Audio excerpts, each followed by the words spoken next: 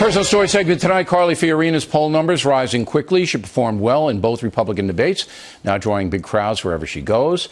As you may know, Ms. Fiorina was the CEO of Hewlett-Packard from 1999 to 2005. After being removed from that job, she left with a $21 million severance package. During her tenure at HP, Ms. Fiorina cut 30,000 jobs, but also hired other workers, so net employees grew at the company. Nevertheless, some Democrats are now portraying her as a bad person, much like what they did with Mitt Romney. Joining us now from Rock Hill, South Carolina, is Carly Fiorina. So that's going to be the mantra against you, that you're a greedhead, $21 million severance, while, you know, people who work for Hewlett-Packard never make that much in their whole life. How will you counter it? Well, first, thank you, Bill, for having me tonight. I was recruited by the board to save a company. Hewlett-Packard was falling further and further behind, and particularly in a competitive industry like technology, if you are lagging, you are losing. We did that. We saved 80,000 jobs, went on to grow to 150,000 jobs, tripled our rate of innovation to 15 patents a day, quadrupled our cash flow, quadrupled our growth rate, went from the Fortune 28 to a Fortune 11 company. And at the same time, the NASDAQ technology index dropped 80% in the middle of the worst technology recession in 25 years. And many of our strongest competitors literally disappeared beneath the waves, taking every single job with them.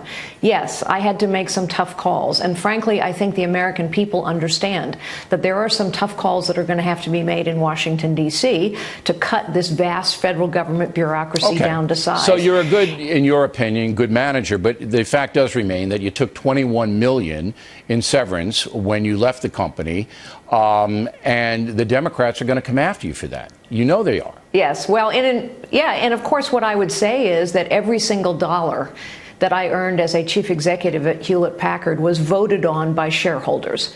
That is, the owners of the company. We were extremely transparent, you didn't do anything voted illegal on that package. And by the way, Hillary Clinton and Bill Clinton are worth.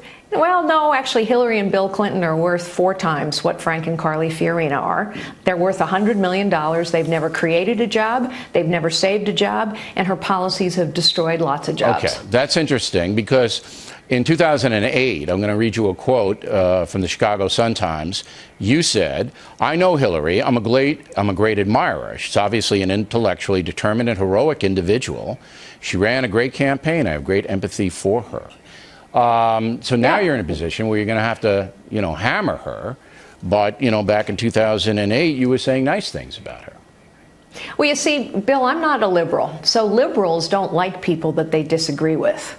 I actually find much about Hillary Clinton that's admirable. She is a hardworking, intelligent woman. She's dedicated her life to a particular cause. I also profoundly disagree with her. And I will continue not to attack her personally, as many politicians and some other candidates for president continue to do. I don't believe in personal insults. What I believe in is a fact-based attack on her record. All right, but and what about her do you truth. admire? She doesn't have a track record of accomplishment. But She's a hardworking woman. She's a very intelligent woman. So you admire her intelligence? Do you Yes, I do. Admire her ethics? And I admire her work ethic. Yes, I admire her work ethic. How about her personal ethics? She clearly has lied. Well, she's lied about Benghazi, she's lied about her emails, and she's lied about her server. Are you 100% sure of that? Are you 100% sure that she's Absolutely 100% sure. So I don't know why yes, absolutely. But if you're going to say I'm a great admirer and then you say she lied, I don't know if that you can reconcile. Well, of course, 2008... Yeah, but in 2008, we didn't know about Benghazi. That's true. We didn't know about her emails, and we didn't know about her server. Now we do. Now we do. Very good retort, by the way. Very good. All right, now, latest Fox News poll has it this way. Trump, 26%, up 1% since the last debate. Carson, 18%, up 6%. Fiorina, 9%, up 4%. Rubio, 9%, up 5%. So you're a player. I mean, you're very, very competitive here. Scott Walker, the governor of Wisconsin, gets out. All right, and he says to you and all the other Republican candidates, you guys got to stop Trump. When you heard Governor Walker say to you and the other candidates, you have to stop Trump, what did you think? Well, Scott Walker obviously is entitled to say whatever he likes. He is a leader, he's a fine governor, and I'm sure he'll continue to be a leader in our party. I think each of us as candidates are going to do what we feel is best for our candidacy. Look, I'm running to win this nomination, and I believe as I talk to more and more Americans, despite the fact that still far fewer people know me than know Mr. Trump, more and more people support me. And I think that's because they know we need a no-nonsense leader who has a track record of actually producing results, solving problems, and challenging the status quo. But that's exactly what Trump says. I think they know we need... That's exactly what he says. I think, but you're kind of skirting my question. I'm not going to use the word dodging. You're skirting it. So Walker says, look, all the Republican candidates that remain, you've got to get together and stop this man. Now, do you believe that? Look, I'm clearly... Do you believe that Donald Trump has to be stopped? I intend to beat Donald Trump. Good answer. You know, the Fiorina factor, if you don't become president, that's a good answer. So you intend to beat him, and that, in effect, would stop him, correct? That's correct. Is it personal? Do you feel offended by Mr. Trump because of the things he said about you?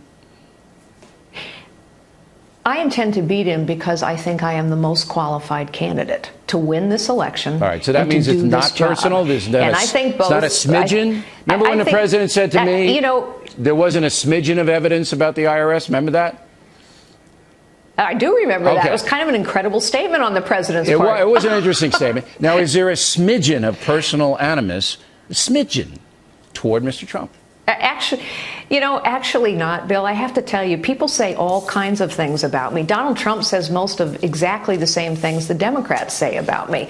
I'm used to people saying things about me, and I also know what the facts of my record are. And so people can say all kinds of things. I'm not going to engage in personal insults. I'm going to engage in a fact-based assessment of my own capabilities, and I'm going to continue to give people very straight answers to real, substantive questions and problems. The American people want answers, and I believe I have those answers. All right. So that means you're not going to tweet after this interview that I'm a pinhead. Oh, I don't ever tweet after interviews. And by the way, I would never call you a pinhead. Well, you're in the minority then, Ms. Fiorina. Hey, look, we appreciate it. You're always welcome on the program, and we wish you the best in the campaign.